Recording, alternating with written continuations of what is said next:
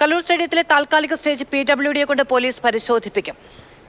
സംഘാടകരായ മൃദംഗ വിഷനെതിരെ വിശദമായ അന്വേഷണം ഉണ്ടാകും.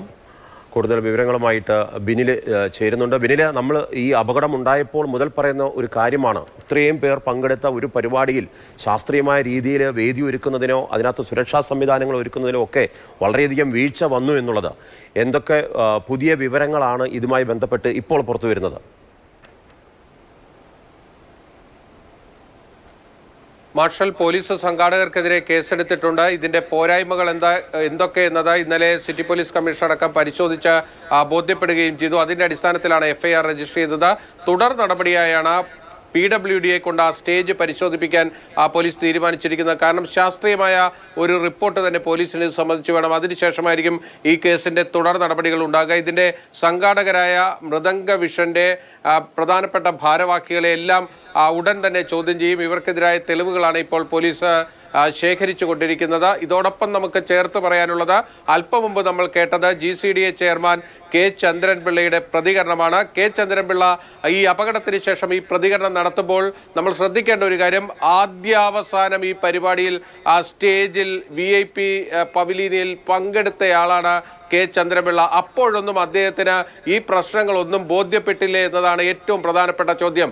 ഈ ജവഹർലാൽ നെഹ്റു ഇന്റർനാഷണൽ സ്റ്റേഡിയത്തിലെ ഗ്രൗണ്ടിൽ ഇത്രയധികം ആളുകളെ ഇറക്കി നിർത്തി ഈ നൃത്ത പരിപാടിയൊക്കെ സംഘടിപ്പിച്ചപ്പോൾ അദ്ദേഹത്തിന് ഇതൊന്നും തോന്നിയില്ലേ എന്നത് നമ്മൾ ആവർത്തിച്ച് ചോദിക്കേണ്ട ഒരു കാര്യമാണ്. ഈ സ്റ്റേജിലേക്ക് കയറിയ ഒരു വ്യക്തി നമ്മളോട് വ്യക്തിപരമായി ഈ അപകടത്തിന് ശേഷം പറഞ്ഞത്, ആ സ്റ്റേജിലേക്ക് കയറുമ്പോൾ തന്നെ അത് ഇളകുന്ന ഒരു സ്റ്റേജാണ് എന്നതാണ്. ആ സ്റ്റേജിലാണ് ഈ GCDA ചെയർമാൻ K. ചന്ദ്രൻപിള്ള അടക്കം ഇരുന്ന ആ പരിപാടി നടത്തിച്ചു കൊടുത്തത്. അദ്ദേഹത്തിന് അപ്പോൾ ഈ കരാറിനെ കുറിച്ച് ഓർമ്മയില്ലായിരുന്നോ? ഈ കരാറിലെ വ്യവസ്ഥകളെ കുറിച്ച് ഓർമ്മയില്ലായിരുന്നോ? അദ്ദേഹം എന്തുകൊണ്ട് അദ്ദേഹത്തിന്റെ തൊട്ടടുത്തിരുന്ന ഈ സംഘാടകരെ വിളിച്ച് നിങ്ങൾ എന്താണ് ഇവിടെ ചെയ്തിരിക്കുന്നതെന്ന് ചോദിക്കാതിരുന്നത് എന്ത് എന്നതാണ് നമുക്കിപ്പോൾ അദ്ദേഹത്തിന്റെ പ്രതികരണം കേൾക്കുമ്പോൾ നമുക്ക് തിരിച്ചു ചോദിക്കാനുള്ളത്.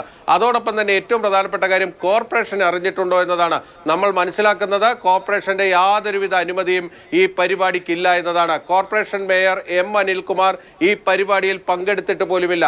അദ്ദേഹത്തെ ഈ പരിപാടിയുടെ സംഘാടകർ ക്ഷണിച്ചിരുന്നു എന്നാണ് നമ്മൾ മനസ്സിലാക്കുന്നത്. പക്ഷേ അദ്ദേഹം അപ്പോൾ തന്നെ താൻ ഈ പരിപാടിക്ക് വരില്ല എന്നത് അവരെ അറിയിക്കുകയും ചെയ്തിട്ടുണ്ട്. കോർപ്പറേഷന്റെ യാതൊരുവിധ അനുമതിയും ഈ പരിപാടിക്ക് ഉണ്ടായിരുന്നില്ല എന്നതാണ് നമുക്കിപ്പോൾ വ്യക്തമാകുന്നത്. ഇവർ ടിക്കറ്റ് വെച്ചിരുന്നു എന്നതടക്കമുള്ള കാര്യങ്ങൾ ഇപ്പോൾ പുറത്തേക്ക് വരുന്നുണ്ട്. അങ്ങനെ പണം ആവശ്യം നൽകി ടിക്കറ്റ് എടുത്ത് ആളുകൾ ഇതിൽ പ്രവേശനം നേടിയിട്ടുണ്ടെങ്കിൽ അത് കോർപ്പറേഷന് മറ്റൊരു തരത്തിൽ കൂടി ഇടപെടാൻ കഴിയുന്ന ഒരു വിഷയമായി ഇത് മാറുകയാണ്. ഈ പരിപാടി നടത്തിയിരിക്കുന്നത് GCDAയുടെ പൂർണ്ണ പിന്തുണയോടെയാണ്. GCDA chairman K. ചന്ദ്രൻപിള്ള അവിടെ മുഴുവൻ സമയവും ഈ പരിപാടിയിൽ പങ്കെടുക്കുകയും ചെയ്തിട്ടുണ്ട്. ശരി, ബിനലാണ് വിവരങ്ങൾ നൽകിയത്. നേരത്തെയും റിയയും ഇത് പറയുന്നുണ്ടായിരുന്നു, ആദ്യം മുതൽ അവസാനം വരെ ആ പരിപാടിയിൽ പങ്കെടുത്ത ആ സ്റ്റേജിൽ ഇരുന്ന, നേരത്തെ അദ്ദേഹം പറയുന്നുണ്ടെന്ന ISL പരിപാടികൾ നടത്തുമ്പോൾ ഉണ്ടായിരുന്ന കൃത്യമായ ക്രമീകരണം തന്നെയാണ് വേണ്ടിയിരുന്നതെന്നൊക്കെ. ഇതൊക്കെ അറിയാവുന്ന ഒരാളാണ് ഇടപെടാൻ. അദ്ദേഹം ആ വേദിയിൽ ഇരിക്കുകയാണ്. അപ്പോഴാണ് ഈ ഇത്തരം അപകടം സംഭവിച്ചത് എന്നുള്ളതും നിർഭാഗ്യമായി പോയി.